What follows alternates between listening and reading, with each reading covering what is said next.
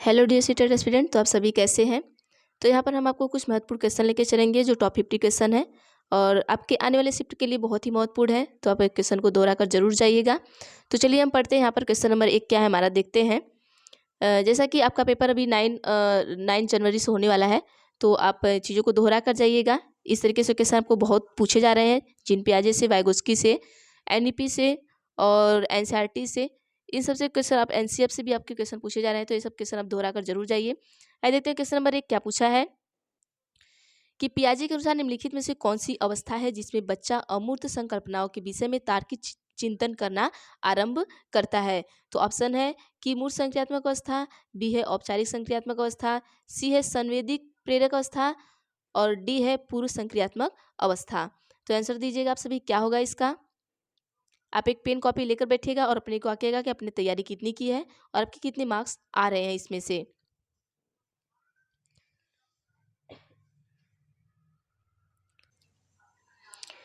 तो आंसर दीजिएगा आप सभी। तो ये देखते हैं इसका आंसर क्या होगा। इसका आंसर होगा औपचारिक संक्रियात्मक अवस्था। क्या होगा हमारा, औपचारिक संक्रियात्मक अवस्था। तो देखिए, जो औपचारिक शिक्षा होती है वो कहाँ से मिलती है।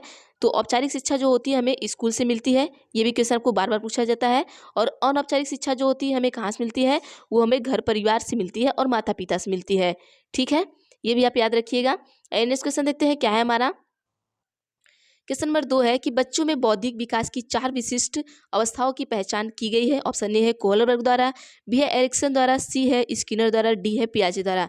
आइए क्वेश्चन समझा देते हैं। क्या है कि जो बच्चे हैं उनमें बौद्धिक विकास की 4 विशिष्ट अवस्थाएं, मतलब कि 4 अवस्थाएं इन्होंने दिया है बच्चों के बारे में। तो किन्होंने दिया है, आंसर बताइएगा आप सभी फटाफट से। तो ये देख लेते हैं ये किन्होंने दिया है। ये हमारे जीन पियाजे जी ने दिया है। तो आंसर आपका हो जाएगा जीन पियाजे। यहाँ पर देखिए ऑप्शन नंबर डी हमारा बिल्कुल सही होगा, जीन पियाजे द्वारा दिया गया है। आइए नेक्स्ट क्वेश्चन देखते हैं। क्वेश्चन नंबर 3 क्या है हमारा। क्वेश्चन नंबर 3 है कि विकास कभी न समाप्त होने वाली प्रक्रिया है। यह विचार किससे संबंधित है। ऑप्शन ए है अंतर संबंध का सिद्धांत, बी है निरंतरता का सिद्धांत, सी है एकीकरण का सिद्धांत, डी है अंतःक्रिया का सिद्धांत। तो आंसर बताइएगा आप सभी, क्या होगा यहाँ पर। देखिए, विकास कभी न समाप्त होने वाली प्रक्रिया है, यह कभी समाप्त नहीं होती। तो किस तरीके से चलती है, आप आंसर बताइएगा सभी। आइए समझते हैं क्या होगा निरंतरता का सिद्धांत। देखिए, विकास कभी न समाप्त होने वाली प्रक्रिया है। ये क्या करती है, लगातार चलती है। लगातार मतलब निरंतर चलती रहती है, इसलिए इसे निरंतरता का सिद्धांत भी कहते हैं। आइए नेक्स्ट देखते हैं क्या है हमारा चौथा क्वेश्चन क्या है। चौथा क्वेश्चन है कि वह अवस्था जब बच्चा तार्किक रूप से वस्तु व घटनाओं के विषय में चिंतन प्रारंभ करता है। तो ऑप्शन ए है संवेदी प्रेरक अवस्था, बी है औपचारिक संक्रियात्मक अवस्था, सी है पूर्व संक्रियात्मक अवस्था, डी है मूर्त संक्रियात्मक अवस्था। तो क्या होगा यहाँ, आंसर बताइएगा आप सभी।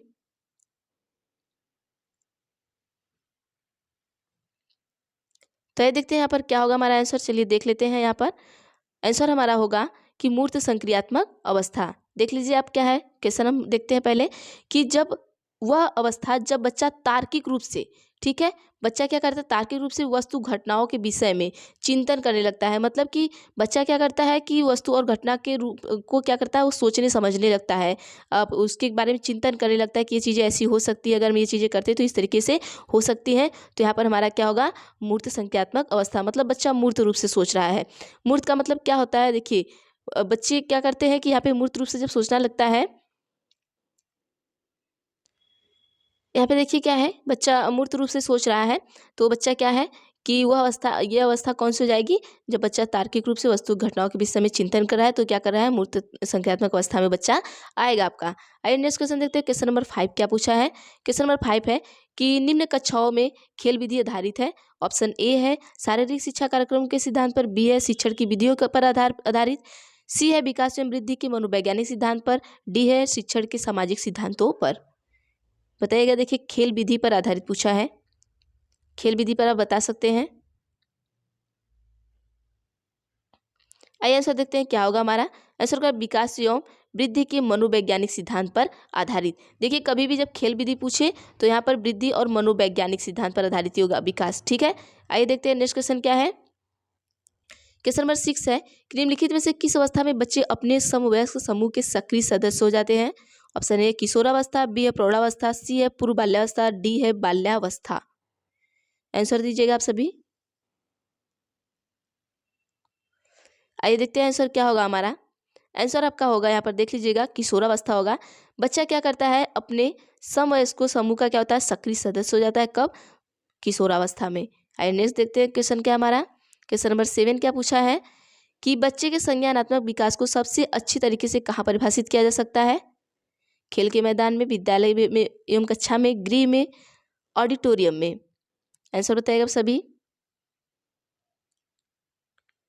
आइए देखते हैं आंसर क्या होगा हमारा। ऑप्शन नंबर बी हमारा बिल्कुल सही होगा कि बच्चा जो है उसे विद्यालय एवं कक्षा में उसके बच्चे के जो संज्ञान का विकास है सबसे अच्छी तरीके से परिभाषित किया जा सकता है। आइए नेक्स्ट क्वेश्चन देखते हैं क्या है हमारा। क्वेश्चन नंबर 8 पूछा है कि निम्न में से कौन पियाजे के अनुसार बौद्धिक विकास का निर्धारक तत्व नहीं है? ऑप्शन ए है सामाजिक संचरण, बी है अनुभव, सी है संतुलीकरण, डी है इनमें से कोई नहीं। क्वेश्चन पहले ध्यान से पढ़िएगा कि क्या पूछा है कि निम्न में से कौन पियाजे के अनुसार बौद्धिक विकास का निर्धारक तत्व नहीं है। ठीक है, इसमें से 3 है और एक नहीं होगा या इसमें से कोई भी नहीं होगा। आइए देख लेते हैं आंसर क्या होगा हमारा। यहाँ पर आंसर होगा सामाजिक संचरण। क्या होगा आपका? सामाजिक संचरण। ऑप्शन नंबर ए हमारा बिल्कुल सही होगा।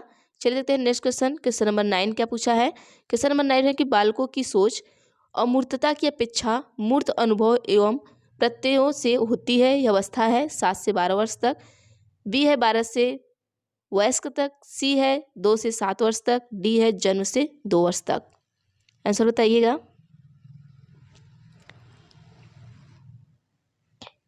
आइए देखते हैं आंसर क्या होगा हमारा। तो इसका आंसर होगा 7 से 12 वर्ष तक। जब बच्चा 7 से 12 वर्ष तक पहुंचता है तो बच्चा अमूर्तता की अपेक्षा मूर्त अनुभव की प्रत्यय उसमें अधिक होती है। ठीक है, चलिए देखते हैं। आइए नेक्स्ट क्वेश्चन देखते हैं क्या है। संवेदी पेशिक अवस्था कौन सी है? तो 0 से 2 वर्ष, 2 से 7 वर्ष तक, सी है 7 से 12 वर्ष तक, डी है 12 से अधिक। आंसर दीजिएगा सभी। तो ये देखते हैं क्या होगा यहाँ पर। क्वेश्चन का आंसर हमारा होगा 0 से 2 वर्ष तक। संवेदी गामक मतलब जब बच्चा क्या करता है, अपने इंद्रियों से खेलता है, अपने इंद्रियों जो इंद्रिय की अवस्था होती है उसी संवेदी गामक अवस्था कहते हैं। तो 0 से 2 वर्ष तक की होती है। इंद्रिय गामक अवस्था को ही हम क्या कहते हैं? संवेदी पेशी अवस्था भी कहते हैं। आइए देखते हैं नेक्स्ट क्या है हमारा। क्वेश्चन नंबर 11 पूछा है कि प्रश्न नंबर 11 है कि एक 13 वर्षीय बालक बात बात में अपने बड़ों से झगड़ा करने लगता है और हमेशा स्वयं को ही सही साबित करने की कोशिश करता है। वह विकास की कौन सी अवस्था है? ऑप्शन ए है किशोरावस्था, बी है प्रारंभिक बाल्यावस्था, सी है युवावस्था, डी है बाल्यावस्था। आंसर दीजिएगा आप सभी क्या है।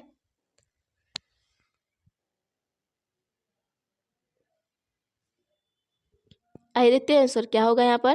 तो आंसर होगा आपका किशोरावस्था। जब बच्चा किशोरावस्था में पहुँचता है तो वो सोचता है कि मैं जो कर रहा हूँ वही सही है, मैं जो कह रहा हूँ वही सही है, बाकी लोग क्या है, गलत है। इसलिए वह बात बात में अपने घर से लड़ाई झगड़े करना स्टार्ट कर देता है।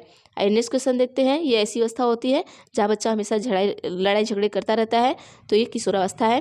आइए देखते हैं नेक्स्ट क्वेश्चन क्या है। Question number 12। क्वेश्चन नंबर 12 है कि निम्नलिखित में से क्या बच्चों के सृजनात्मकता के विकास में सहायक नहीं है? ऑप्शन ए है खेल, बी है भाषण, सी है कहानी लेखन और डी है निर्माण संबंधी क्रियाएं। तो आंसर दीजिएगा सभी। छोटा कर देते हैं इसको। आइए देखते हैं यहाँ पर क्या हो गया। बच्चों में सृजनात्मकता के विकास में सहायक नहीं है। देखिए, जो प्रकार का सृजनात्मकता है, अगर बच्चा खेल खेल रहा है तो वो सृजनशील होगा, भाषण दे रहा है तो भी होगा, कहानी लेखन कर रहा है तो भी होगा। लेकिन हमारा ऑप्शन नंबर डी बिल्कुल नहीं रहा। निर्माण संबंधी क्रियाएं हमारा इसमें नहीं आएगा। तो ऑप्शन नंबर डी हमारा बिल्कुल सही होगा। ये नेक्स्ट क्वेश्चन देखते हैं। क्वेश्चन नंबर 13 क्या है कि खिलौने की आयु कहा जाता है? बड़ा कर लेते हैं इसको। ऑप्शन ए है पूर्व बाल्यावस्था को, बी है उत्तर बाल्यावस्था को, सी है शैशवावस्था को, डी है ये सभी। खिलौने की आयु किसे कहते हैं? आंसर दीजिएगा आप सभी।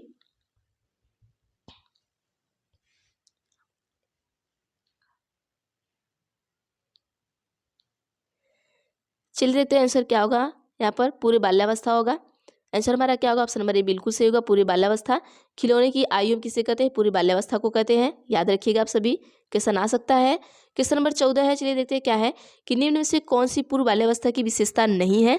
ऑप्शन ए है दल समूह में रहने की अवस्था, बी है अनुकरण करने की अवस्था, सी है प्रश्न करने की अवस्था, डी है खेलने की अवस्था। पूर्व बाल्यावस्था की विशेषता नहीं है इसमें से पूछा है। आंसर बताइएगा आप सभी क्या होगा। तो ये देखते हैं आंसर क्या होगा हमारा। यहाँ पर आंसर होगा हमारा खेलने की अवस्था। ऑप्शन नंबर क्या है हमारा डी बिल्कुल सही है, खेलने की अवस्था। ये हमारा पूर्व बाल्यावस्था की विशेषता नहीं है। बाकी जो हमारा पूर्व बाल्यावस्था होता है उसमें बच्चा समूह में रहता है, अनुकरण करता है और प्रश्न करने की उनकी अवस्था होती है, सिर्फ खेलने की अवस्था वो अवस्था नहीं होती है। नेक्स्ट क्वेश्चन देखते हैं क्या है हमारा। क्वेश्चन नंबर 15 क्या पूछा है कि उत्तर बाल्यावस्था में बालक भौतिक वस्तुओं की किस आवश्यक तत्व में परिवर्तन समझने लगता है। ऑप्शन ए द्रव्यमान में, बी है द्रव्यमान और संख्या में, सी है संख्या, डी है द्रव्यमान संख्या और क्षेत्र। देखिए उत्तर बाल्यावस्था पूछा है आपको। उत्तर बाल्यावस्था में बालक भौतिक वस्तु की किस आवश्यक तत्वों में परिवर्तन समझने लगता है। तो ये देखते हैं द्रव्यमान में भी समझेगा बालक, संख्या में भी और क्षेत्र में भी, क्योंकि उत्तर बाल्यावस्था में वो इतना बड़ा हो चुका होता है कि उसके द्रव्यमान संख्या क्षेत्र सारी चीज़ों में अंतर करना आ जाता है। आइए देखते हैं क्वेश्चन नंबर 16 क्या है कि व्यक्तित्व तो अस्थायी समायोजन है। ऑप्शन ए है पर्यावरण के साथ, बी है जीवन के साथ, सी है प्रकृति के साथ, डी है ये सभी। आंसर दीजिएगा आप सभी।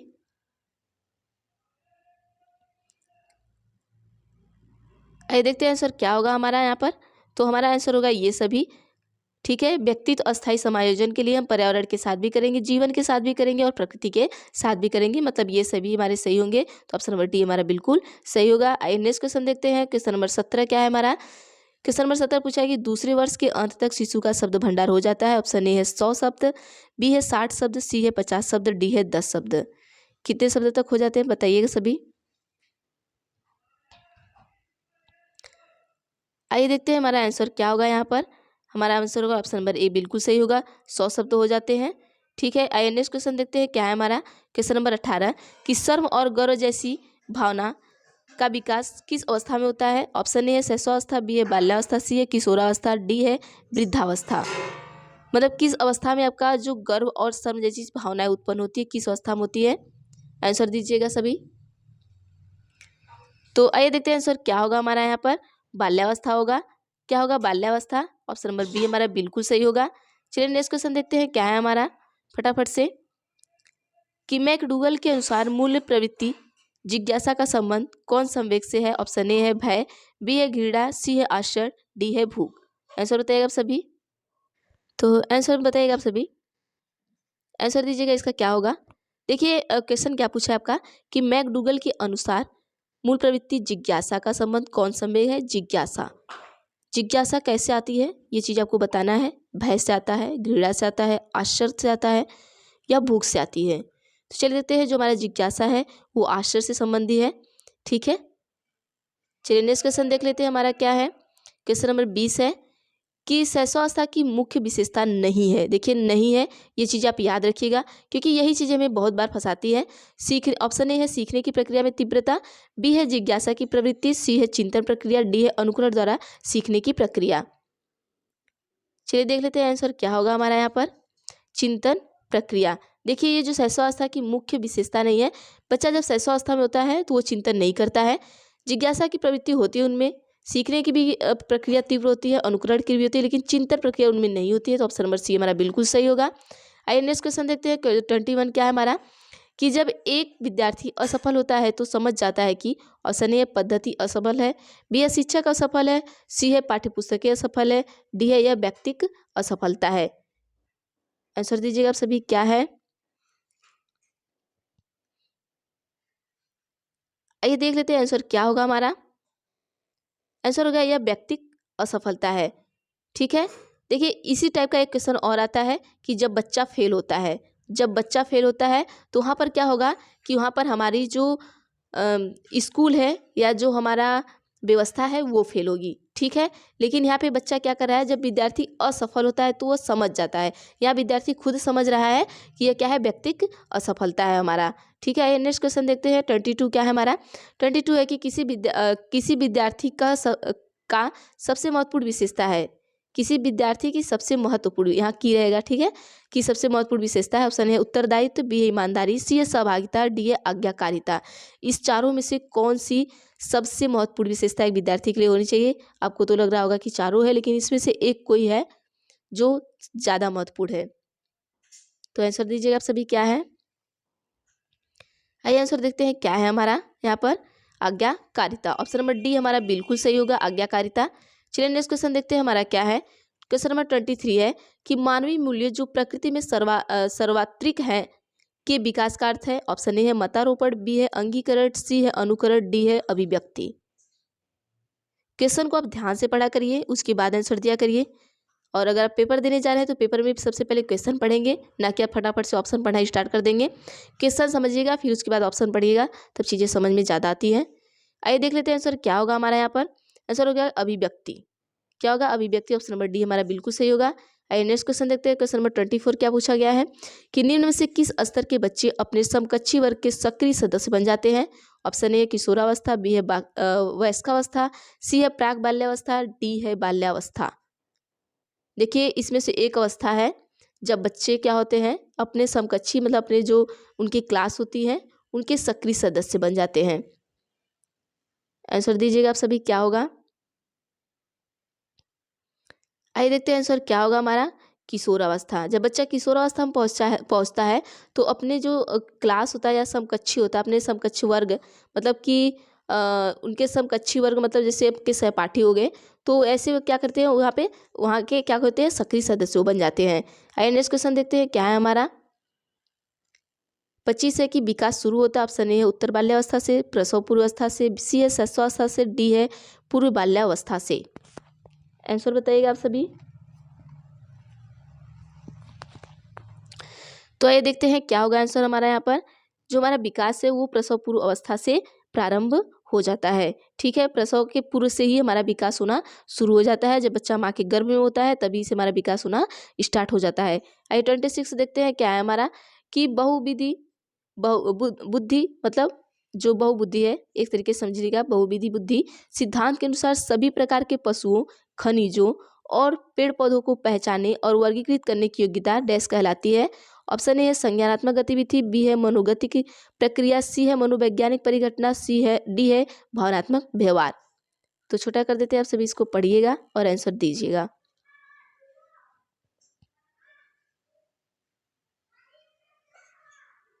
तो आइए आंसर देखते हैं हमारा क्या होगा यहाँ पर।